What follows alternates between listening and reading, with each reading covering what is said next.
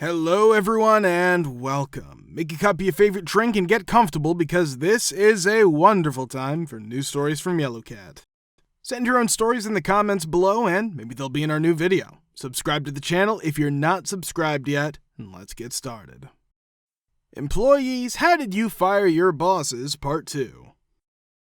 I went from reporting into a VP who left the company in 3 months to reporting into a CMO who was let go and finally reporting into a manager who was one of those people who could be intimidating with business jargon and a straight face, but who had no idea what real work was like. I finally called the CEO and told her I'm quitting unless you give me a new boss. I can't work like this after her erratic and frequently bizarre behavior continued for several months. I also called the CFO and said, I know it doesn't make sense, but can I report into you? If this woman doesn't stop driving me crazy, I'm gonna give up.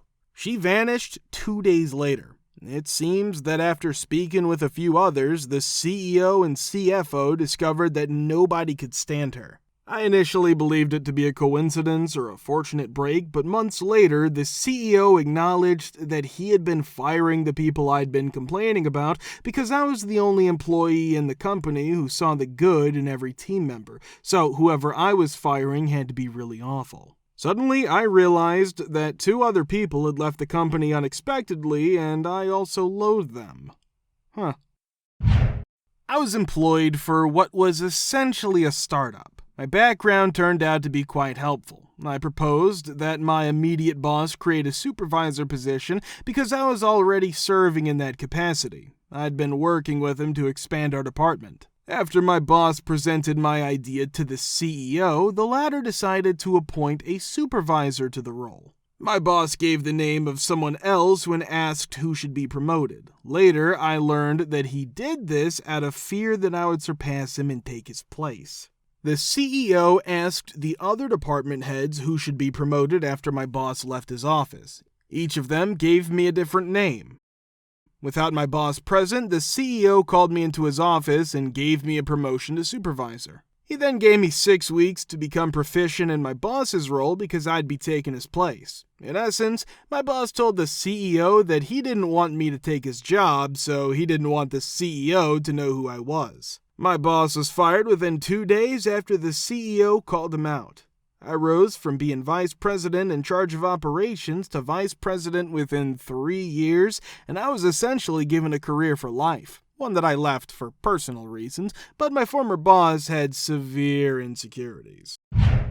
We had a guy, Stuart, who was in charge of our chat team. He was a total bell end to everybody, a bully who simply had no idea what he was doing. Stuart, a white 6'4" South African, liked to brag to others about how tough the place was, how rough the terrain was, and how you had to carry a weapon. Since there are no guns in the UK, this was his first attempt at intimidating people. He used to quiz people on gambling by asking them about roulette, a product we didn't have, and bingo accounted for 98% of all chats. Such a waste of time. Then he would insult you for knowing already. Once after they made a change, he told us to go to another bingo site and make a lot of awkward questions about how horrible the new layout was, etc. Sadly for him, our CEO happened to know their CEO, who rang him and demanded to know what on earth was going on. One evening we had a lot of snow, so at 9 o'clock in the evening, I sent all but 3 staff members home. Took 90 minutes. I live 30 minutes away. The 3 who stayed were able to walk into the office in 2 minutes. The following day, he gave me a terrible time about prioritizing employee safety over business. He continued, I know you're just sat there thinking I'm a D-head, but I know taxis and buses were still running. You shouldn't have done it. I replied, yes, you're a D-head, and you're talking out of your A. There was nothing running because I tried phoning them all. This was done in front of every employee. After a few weeks with even more severe snowfall, he gave the team leader a hard time that evening for failing to send people home, even though he hadn't done so because of my bullying. He began an affair with a staff member, and as a result of his actions, other managers and team leaders began to call in sick with stress. He was just mean to everyone, and when we confronted him, he would get really red in the face. When I finally had enough, I sent the CEO a brief email outlining everything and how it was seriously affecting the department, the employees, and our clients. Within 5 weeks, he was gone. Regrettably, I have a dark mark on my record for standing up for my team and colleagues. Our next manager was fantastic, but he was only in place until 2 other people intervened. One woman boasted that she had managed a post office operation that had left many people jobless, and the other, a man who appeared to be Dominican Little, actually yelled, "Jump, you bee!" to a person who was jumping on the multi-story parking lot next door from an office window. After fighting for a year, missing out on a year's worth of bonuses and company events, I finally told them to screw it and quit. I could tell they wanted me out.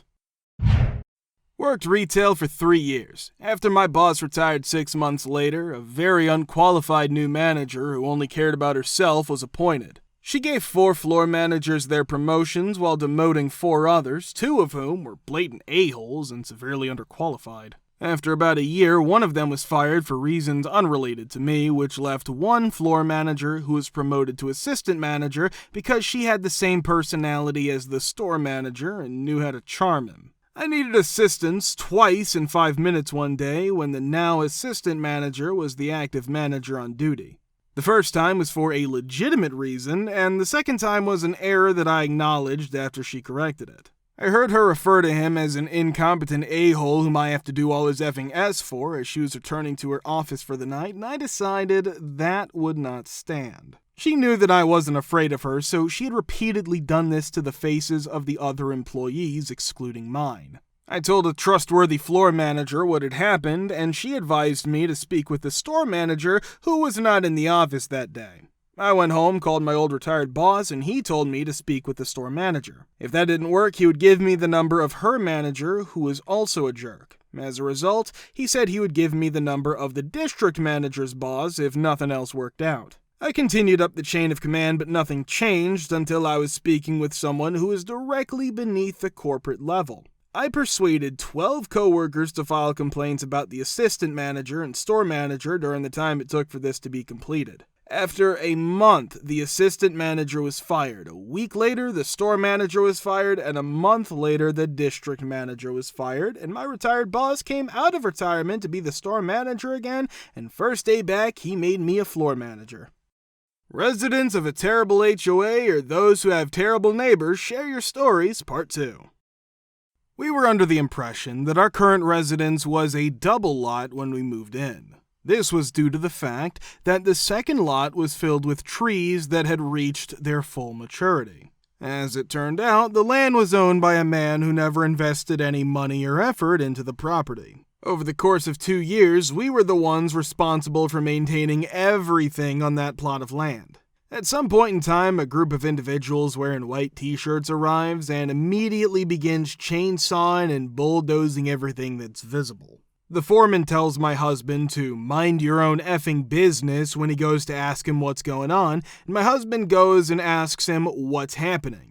By the time the day's over, a large number of trees, the majority of which are over 150 years old, have been cut down. A significant amount of dead wildlife has been found, and everything has been leveled. It's come to light that the individual is constructing a house for his son on that property. Disappointing, but he's entitled to his opinion.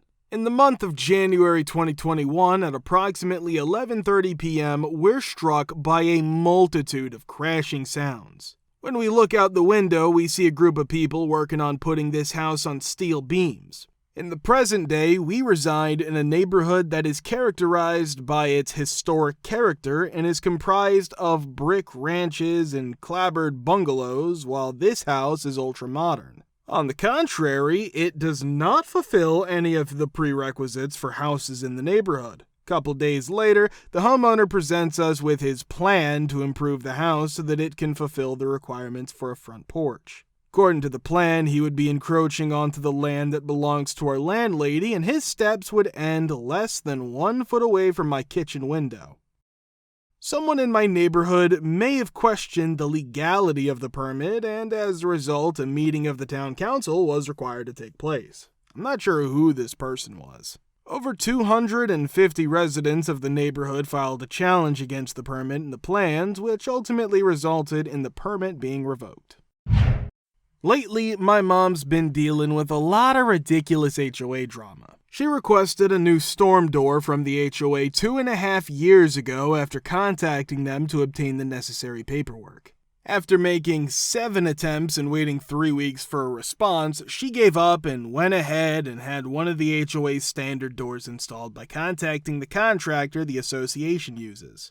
Because the existing door was broken, she needed it replaced, and she didn't want to take the chance of having to wait for them to install it in the late fall or early winter. The HOA contacted her in November of last year, informing her that her door did not meet their standards and that she needed to make the necessary changes before January. After speaking with a lawyer about it, she ultimately had to replace the door. She tried to do it their way, but they never answered, so I told her, the HOA, to go F themselves. Furthermore, in 2 years' time, who didn't notice the door? As far back as you can see her unit, it's evident that the doors are different from those on the other condos. The truth is that the HOA's manager is a power-hungry jerk who enforces the bylaws whenever he feels like it. Complete big fish in a little pond scenario, but he's really a small fish in the smallest pond. It is Bush League BS to push around a 65-year-old retiree over a $300 door, which they told her was almost $4,000 for some reason. I was saving money for a move to a new city, so I spent a few months living at my dad's townhouse. One day, the man my dad had ordered to install a satellite dish showed up.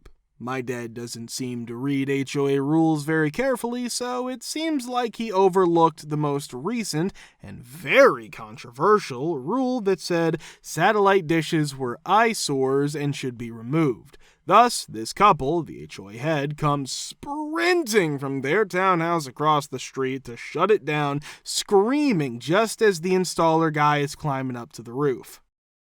Not that I cared that I didn't have a satellite dish, it wasn't even my house, but these two HOA thugs were the worst. The husband immediately started climbing the ladder onto the roof to kick the S out of the installer guy, while the wife was just hurling insults at him and me.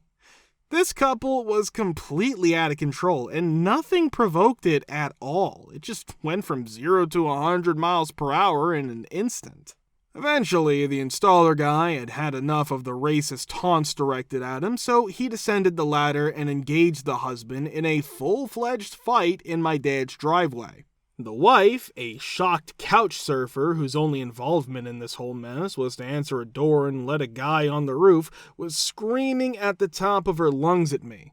I can still clearly recall how stunned I was to see these two adult men beating the daylights out of each other as I tried to talk to my dad on the phone over the loud, shrill sounds of some weird woman berating me for ruining the neighborhood. It was crazy. After a while, the wife dragged her husband away from the installer, who hurriedly took down his ladder, threw it into his van, and drove off. After hurling a few more expletives at me, the couple crossed the street again. I was just dumbfounded as I stood there. It was unbelievable to me that someone would respond to a situation in such a way, rather than simply telling me, as an adult, why I couldn't have the dish installed. I told my dad the entire story that evening about how breaking HOA rules put me in the middle of a street fight, and he laughed so hard about it.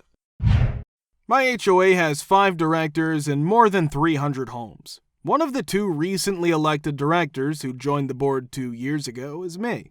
The issues began as soon as we joined the team. Fires have resulted in a sizable settlement for our HOA. I live in California. I was kicked out of board meetings as soon as I started to ask questions about how this money's spent, etc. Without consulting us, 3 members of the executive committee that had formed began meeting and making contract decisions.